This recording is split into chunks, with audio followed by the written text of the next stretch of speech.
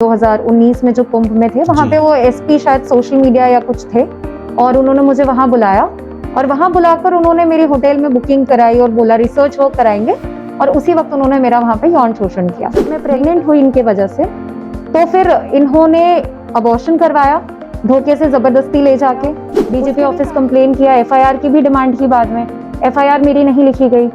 थाने पे जाके जब मैं बैठी एफआईआर के लिए उन्होंने मना कर दिया। एडीजी एलओ है प्रशांत कुमार, उन्होंने मुझे ब्लॉक कर दिया। नीरा रावत जी का फोन आता है जो एडीजी एडमिन है, कहती है डिपार्टमेंटल इंक्वायरी होने दो। फिर मानसिक और शारीरिक इतना ये शोषण कर चुके थे कि मैंने सोचा अब जो होगा देखा जाए। माननीय मुख्यमंत्री जी से आज भी मुझे बहुत उम्मीदें हैं, आशा है।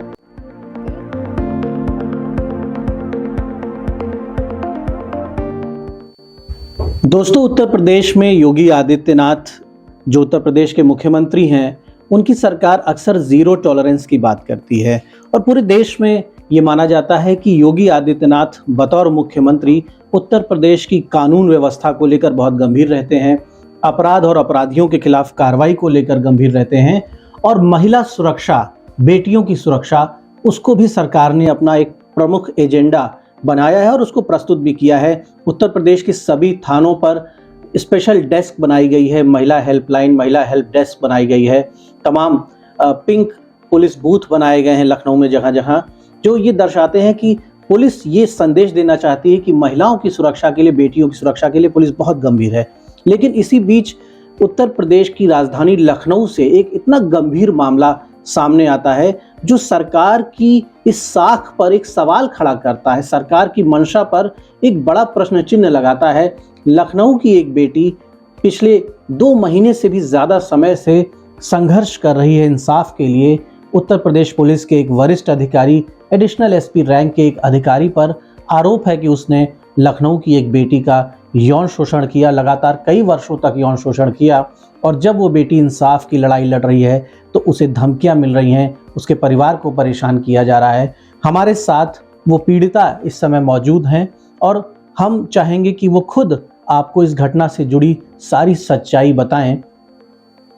आप बताइए कि ये घटना कैसे, इस घटना की, इस पूरे वाकये की शुरुआत हुई और किस तरह से आप इस पूरी समस्या में, इस पूरे चंगुल में आप फंस गई कि आप जैसा कि बता रही कि वर्षों तक आपको ये दर्द झेलना पड़ा। जी, इसकी शुरुआत होती है 2018 से। तब मैं सिविल सर्विसेज के लिए प्रिपेयर कर रही थी और उसी वक्त मैंने जो है राहुल श्रीवास्तव से मेरी मुलाकात हुई। उन्होंने मेरा नंबर मांगा, हम फेसबुक के थ्रू मिले और उसके वक्त जो है वो मेरे से मिलने आने लगे, मुझे स्टडी मटेरियल्स देने लगे और सारी चीज़ें चलने लगी। उसके बाद 2019 में उन्होंने मुझे कुंभ में रिसर्च वर्क के लिए बुलाया और उन्होंने प्रयागराज में, हाँ, जो 2019 में जो कुंभ में थे वहाँ पे वो एसपी शायद सोशल मीडिया या कुछ थे और उन्होंने मुझे वहाँ बुलाया और वहाँ बुलाकर उन्होंने मेरी होटल में बुकिंग कराई और बोला रिसर्च वर्क कराएंगे और उसी वक्त उन्होंने मेरा वहाँ पे यौन शोषण किया। मेरी तस्वीरें रख ली और नग्नावस्था में। फिर जब मैंने बोला कि मैं परिवार वालों को बताऊंगी तो उन्होंने उस फोटो के आधार पर मुझे 2023 तक ब्लैकमेल किया। उसके बाद जब मैं प्रेग्नेंट हुई इनके वजह से, तो फिर इन्होंने अबॉर्शन करवाया धोखे से जबरदस्ती ले जाके। उसके भी सारे जो है मेरे पास सैंपल्स और सबूत पड़े हुए हैं।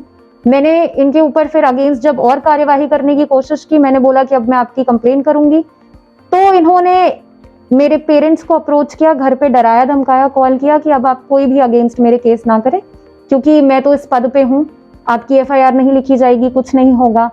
और वही हुआ। At the end of the day मैंने जब स्टेप उठाया, डीजीपी ऑफिस कंप्लेन किया, एफआईआर की भी डिमांड की, बाद में एफआईआर मेरी नहीं लिखी गई। थाने पे जाके जब मैं बैठी एफआईआर के लिए उन्होंने मना कर दिया। फिर मैंने डीसीपी ईस्ट से बात की, उन्होंने मना कर दिया। सबने बोला आप ऑफिस जाइए पुलिस हेडक्वार्टर्स, वहीं से हो पाएगा कुछ। मैंने डीजीपी को कांटेक्ट किया, डीजीपी ने मुझे ब्लॉक कर दिया। एडीजी एलओ है प्रशांत कुमार, उन्होंने मुझे ब्लॉक कर दिया। नीरा रावत जी का फोन आता है जो एडीजी एडमिन है, कहती है डिपार्टमेंटल इंक्वायरी होने दो। मुझे ये नहीं समझ में आ रहा, जब मैं एफआईआर की डिमांड कर रही हूँ लॉ के तरफ से और मैं कह रही हूँ कि मेरे पास सारे सबूत हैं, तो ऐसी क्या चीज है जो मुझे एफआईआर होने से और करने से रोक रही है? आप समझ सकते हैं कि पुलिस के पास नॉर्मली जब किसी आम इंसान के खिलाफ कोई शिकायत आती है और इतने गंभीर इस तरह के आरोप, जो आरोप आपने लगाए हैं एक एडिशनल एसपी के ऊपर, ऐसे आरोपों के जब एप्लीकेशन आते हैं तो ज़्यादातर मामलों में पुलिस तुरंत एफआईआर भी दर्ज करती है, गिरफ्तारी भी करती है और एक मैसेज देती है कि पुलिस बहुत गंभीर है महिला सुरक्षा के प्रति। लेकिन जैसा इनका आरोप है कि कई महीनों से ये दौड़ रही हैं और एक अदद एफआईआर, एक मामूली एफआईआर नहीं हो रही है। आरोप सच्चे हैं, झूठे हैं, जो भी फैक्ट्स हैं आप तथ्यों के आधार पर जांच करते हैं, लेकिन पहले आप फर्स्ट इंफॉर्मेशन रिपोर्ट, जो कि कानून की मंशा है, उसे दर्ज करते हैं। उसके बाद एक प्रॉपर इन्वेस्टिगेशन शुरू करते हैं। तो वो प्रथम चरण भी, वो पहला एक्शन भी पुलिस ने अभी नहीं लिया है। एक सवाल होता है, लोगों के मन में आता है कि पुलिस ऑफिसर्स भी ये बातें कह रहे हैं कि मामला बहुत पुराना है।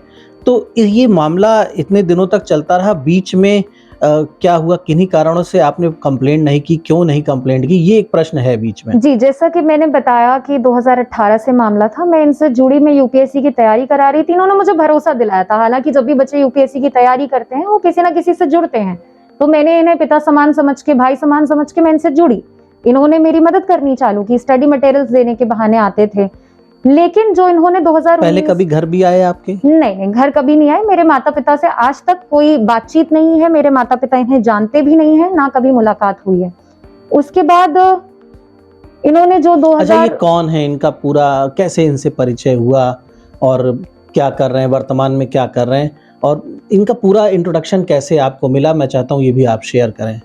मैंने जैसे कि आपको पता है, मैंने मीडिया में पढ़ाई की है, तो मैंने एक इंटर्नशिप कर रखी थी मीडिया में। तो उसी के थ्रू मुझे पता चला कि ये काफ़ी जाने माने हैं यहाँ लखनऊ के। और उसके बाद मैंने इन्हें खुद कांटेक्ट किया और मैंने सोचा कि जाने माने हैं तो मदद भी करेंगे, और इन्होंने हेल्पिंग हैंड दिया भी मेरी पढ़ाई में। लेकिन उसके आड़ में जो इन्होंने किया वो एक्सेप्टेबल तो बिल्कुल नहीं था मुझे। और उसी के बाद जो है, मैंने जैसा कि बताया, पुराना मामला इसलिए हो गया ये क्योंकि इन्होंने मेरी फोटोज और वीडियोज रखी थी। और जाहिर सी बात है, मेरी उम्र उस समय कुछ 17-18 साल थी, और एक 17-18 साल का बच्चा पुलिस से किस तरीके से डरता है ये शायद सभी को पता है। और ये काफी बड़े आप उस समय माइनर थी जब ये घटना पहली बार आपके साथ हुई? नहीं, मैं 17 हो चुकी थी, 18 की थी मैं। लेकिन बात यह है कि एक 18 साल का भी बच्चा क्या ही कर लेता जब आपने फोटो और परिवार वालों की धमकी दे दी है। तो बस इसी आधार पे 2023 तक इन्होंने मेरे साथ ये किया। 2023 में अप्रैल में जब प्रेगनेंसी हुई, फिर मानसिक और शारीरिक इतना ये शोषण कर चुके थे कि मैंने सोचा अब जो होगा देखा जाएगा। और अंत में जाके इन्होंने मेरे घर पे बताया। इनकी बीवी ने पहले पैसे देके मामले को सॉल्व करने की कोशिश की। मेरे अकाउंट में इनकी बीवी के थ्रू पैसे आए भी हुए हैं, उसका भी सबूत है। उसके बाद इन्होंने डराया धमकाया इनकी बीवी। आपके अकाउंट में पैसे इन्होंने, मतलब आपको, कि आप खामोश हो जाएं? नहीं, इन्होंने ऐसे नहीं डलवाए। इनके पास ऑलरेडी, जैसे ये एसपी सोशल मीडिया है, तो इनके पास टेक्निकल सर्विसेज, एटीएस का इनका बैकग्राउंड रहा है, राहुल श्रीवास्तव का। तो इनके पास मेरे फोन की पकड़ अच्छी थी, तो मेरे फोन की सारी डिटेल्स चेक करना, लोकेशन लेना, सब कुछ ये करते थे। ताकि बैंक डिटेल्स कैसे मिले, आपके खाते में पैसा ट्रांसफर? मेरे फोन में ये सारी डिटेल्स, क्योंकि आईफोन है मेरे पास, तो मैं नोट्स में रखती हूँ, तो समहाउ। और इसके बावजूद, मतलब इनके एक फ्रेंड के थ्रू भी ट्रांसैक्शन। आपका कहना है कि इलीगली इन्होंने आपके फोन का डेटा भी एक्सेस किया? जी हाँ, डेफिनेटली किया, क्योंकि ये हमेशा मेरी लोकेशन चेक करते थे। अगर मैं दिल्ली ट्रैवल कर रही हूँ, अकेले नहीं कर सकती। अगर आप पिता के साथ भी हैं तो आप टिकट दीजिए कि पिता हैं आपके साथ की नहीं है। फिर जीआरपी पुलिस को, अगर मान लीजिए मैं यहाँ से कहीं ट्रेन से ट्रैवल कर रही हूँ, तो हर एक स्टेशन, 2 स्टेशन बाद जीआरपी पुलिस को भेजना कि लड़की है कि नहीं, कोई और है कि नहीं। इस तरीके की ये हरकतें करते थे। कांस्टेबल्स का नंबर देते थे मुझे कि ये कांस्टेबल आएगा, ये ले लेना, इस बहाने से आएगा वो, लेकिन मैं सिर्फ चेक कर रहा हूँ कि तुम किसी और के साथ हो कि नहीं। तो एक तरीके से ऑब्सेस्ड थे। एक नार्सिसिज्म पर्सनालिटी डिसऑर्डर है इन्हें, और ये डुअल पर्सनालिटी है। ये अग्रेसिव है। इनका हाथ उठाना, मारना, पीटना, ये सब इन्होंने काफी किया। आपके साथ भी किया? जी हाँ, इनका ये रवैया अपनी बीवी के साथ भी था। और हालांकि इनकी बीवी ने जो मेरे पे आरोप लगा दिए हैं, पहले मैंने इनसे मदद मांगी, इन्होंने बोला ये मदद करेंगे, बाद में पलट गई और इन्होंने पैसे डाले जब मेरे अकाउंट में, तो इन्हीं की बीवी के अकाउंट के थ्रू आया। और मुझे बोला गया कि अब हम इसके आधार पे एक्सटॉर्शन वाला वो लगा देंगे। हालांकि बहुत छोटी सी रकम डाली, बट उन्होंने यही बोला। और फिर मैं, एक वही बात है, 17, 20, 21 का बच्चा क्या कर लेगा अकेले? माँ बाप का आप डर दे रहे हो फोटोज और वीडियोज पे।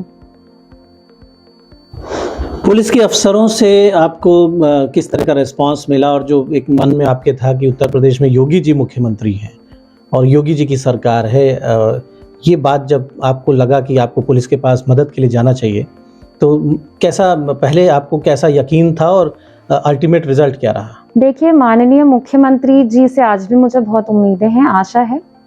एक विभाग है जो गलत काम कर रहा है, और जिसके वजह से मुझे ऐसा लगता है जो हमारे माननीय मुख्यमंत्री जी हैं, जिन्हें मैं भाई समान मानती हूँ, उनके भी कार्यों पे प्रश्न चिन्ह उठ रहे हैं। मुझसे पहले, मतलब अगर इस केस के पहले मैं कहूँ तो मुझे लगता था उत्तर प्रदेश पुलिस इतने बड़े बड़े वादे करती है विमेन सेफ्टी की, तो मैं सोचती थी कि विमेन सेफ्टी है। बट जैसे मैंने बताया, एडीजी एलओ हैं प्रशांत कुमार, या आपके जो डीजीपी रहे हैं, या जो नीरा रावत रही हैं, इन लोगों की तरफ से इतने नेगेटिव रिस्पॉन्सेज आए हैं। एफआईआर नहीं करवाना, इनसे मुझे बार बार रिक्वेस्ट करना और इनका कहना एफआईआर नहीं होगा। फिर इन्हीं के डिपार्टमेंट से उच्च अधिकारियों का कहना कि आप डिपार्टमेंटल इंक्वायरी तक वेट कर लीजिए। जैसे मैंने बताया, उपेंद्र जी हैं, मैंने उन्हें फोन किया, उन्होंने कहा क्या हम डिपार्टमेंटल इंक्वायरी तक वेट कर सकते हैं, आप आइए तब तक चाय कॉफी के लिए। तो ये जो तरीका है, ये मतलब अगर मैं कह रही हूँ कि मुझे किसी ने हारिस किया है, तो आप पहले एफआईआर करो, जांच करो, इतना तो मेरा हक बनता है। एक अफसर हैं नोएडा से, अगर उनका वीडियो वायरल होता है तो उनको निलंबित कर दिया जाता है। मुझे ये नहीं समझ में आ रहा राहुल श्रीवास्तव का ऐसा क्या नाम है और ऐसा क्या रसूल है कि इन्हें अभी तक नहीं निलंबित किया गया और अभी तक इन पे एफआईआर नहीं हुई। अच्छा, आपके पास सारे, आप कह रही हैं कि मेरे पास सारे एविडेंसेस हैं, कॉन्क्रीट एविडेंसेस हैं जी। आपको लगता है कि बिल्कुल ठोस सबूत हैं आपके जी हाँ, पास? मेरे पास इनके सबूत है, जहाँ पे ये कहते हैं कि मैं चुप हूँ, इसका मतलब मैं गिल्टी हूँ, लेकिन मैं ये भी भार उठाने को तैयार हूँ। फिर इन्होंने बोला है कि ये जहां चाहेंगी मैं माफी मांगूंगा और मामले को खत्म करूंगा। इसी के अलावा मेरे पास इनकी ये भी ऑडियोज हैं जहां पे ये कहते हैं कि मैं माफी मांगूंगा, वैष्णवी माफी नहीं मांगेंगी और मेरे को बचा लीजिए। इस तरीके के मेरे पास प्रेगनेंसी रिपोर्ट्स हैं, मेरे पास इनके चार्ट्स हैं और मेरे पास बाकी भी सारे अदर इन्फॉर्मेशंस हैं जो इस केस के लिए बहुत ही नेसेसरी हैं, बशर्ते अगर डिपार्टमेंटल इंक्वायरी में पुलिस उसको सही तरीके से उपयोग करना चाहे। क्या कभी ऑनेस्टली इन्होंने अपनी गलती स्वीकार की, माफी मांगना या कन्फेस करना, पश्चाताप, इस तरह की बातें कभी, या हमेशा दबाने का ही प्रयास किया, अपनी ताकत, अपने रसूख का नाजायज फायदा ही उठाने का प्रयास किया? जी नहीं, इन्होंने कभी माफी नहीं मांगी। जैसे मैंने आपको पहले बताया कि narcissist, You want to say कि he always behaved like a criminal? He is a criminal actually. He always नहीं, मैं तो कहूंगी he is a criminal. He committed a crime and now he is not ready to accept it. And the worst part is कि मुझे कहते हैं कि मैं बेटी की तरह हूँ। आपकी खुद की 2 बेटियां हैं और आपके चैनल के माध्यम से मैं यही सिर्फ कहना चाहूंगी कि एक पिता अपने इस कर्मों से अपने बच्चों का भविष्य लिखता है। बाकी मैं इससे ज्यादा और कुछ नहीं कह सकती।